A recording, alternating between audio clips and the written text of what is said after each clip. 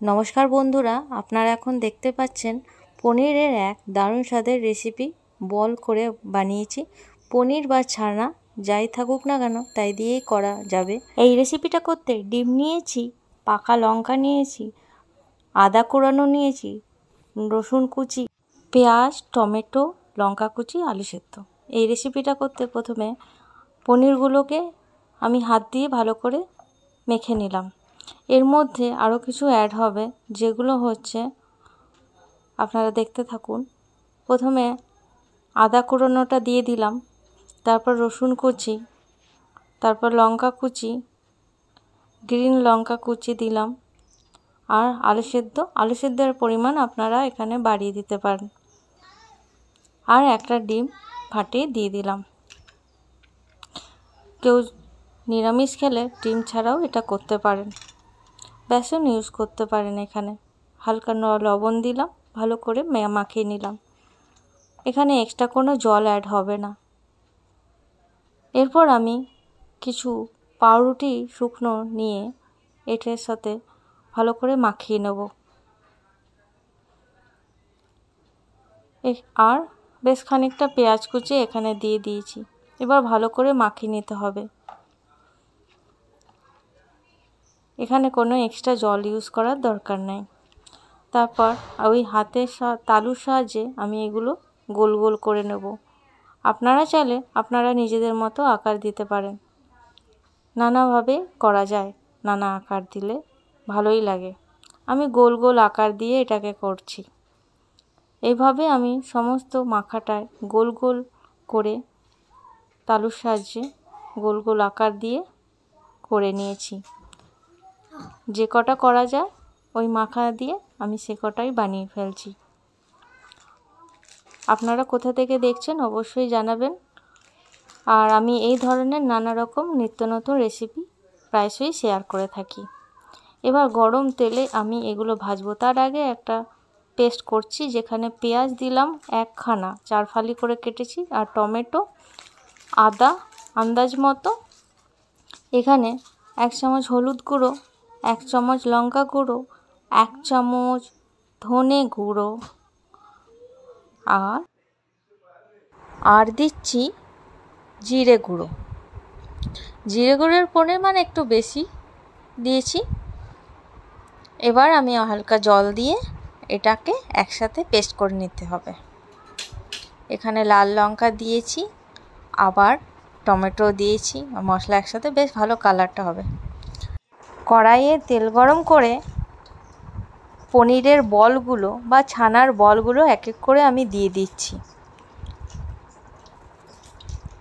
আর এই গ্যাসের তাপটা মাঝারি রাখতে হবে, নাহলে খুব বেশি ভাজা হয়ে যাবে আর ভিতরটা ভালো করে ভাজা হবে না। তেলে যতটা পরিমাণ ধরে সেই অনুযায়ী আমি বলগুলো দিয়ে দিলাম, আর সমস্ত জায়গায় যাতে তেলটা লাগে এইভাবেই ভেজে ভেজে উঠিয়ে নিতে হবে মিডিয়াম আঁচে। লো টু মিডিয়াম আঁচে এটা করতে হবে। এদিকে গোটা গরম মশলা, তেজপাতা, শুকনো লঙ্কা আর জিরে নিয়েছি, যেটা ফোড়ন দেওয়া হবে। আর এদিকে পনিরের বলগুলো ভাজা হয়ে গেছে, আর আমি একটা পাত্রের মধ্যে রেখে দিয়েছি। এদিকে ওই তেলের মধ্যে এবার ফোড়ন দেওয়া হবে তেজপাতা, শুকনো লঙ্কা আর জিরে। এদিকে পেস্টটা করে রেখেছিলাম, দেখতে কত সুন্দর হয়েছে। এই পেস্টটাই আমি এখন ঢেলে দেবো কড়াইতে, আর খুব ভালো করে কষাতে হবে। কষানোর উপরই রান্না নির্ভর করে, তাই ধৈর্য সহকারে একটু কষাতে হবে। অনেকে কি করেন, একটু কষানোর পর জল ঢেলে দেন, তাতে কি হয়, কাঁচা মশলার গন্ধ ছাড়ে। যত ভালো করে কষাবেন তেল ছাড়া অবধি, তত ভালো রান্নার টেস্ট হবে। আন্দাজ মতো নুন দিলাম, আর দেখতেই পাচ্ছেন লো আঁচে আমি এটা করছি। প্রথমে মিডিয়াম আঁচ, তারপর লো আঁচ, তেল ছাড়া অবধি কষিয়ে যেতে হবে। আর দেখতে পাচ্ছেন খুব ভালো কষানো হয়ে এসছে। এবার আমি এখানে বেশ খানিকটা জল দেব। কষানো হয়ে গেছে, এবার ভালো মতো হয়ে গেছে। এবার আমি আন্দাজ মতো জল দিচ্ছি। বেশ খানিকটাই জল দিয়েছি আর গ্যাসটা এই সময় বাড়িয়ে দিতে হবে। যখন কষানো হচ্ছিল তখন গ্যাসটা লো আঁচে ছিল, আর যখন জল দেওয়া হয়েছে তখন ফুল গ্যাস দেওয়া হয়েছে। আর ভালো করে ফুটতে দিতে হবে। ঝোলটার ফুটার উপরেও টেস্টটা নির্ভর করে, কারণ কিছুক্ষণ ফুটার পর অনেকে আবার বড়াগুলো দিয়ে দেয়, তাহলেও কিন্তু ঝোলটা সেভাবে হয় না।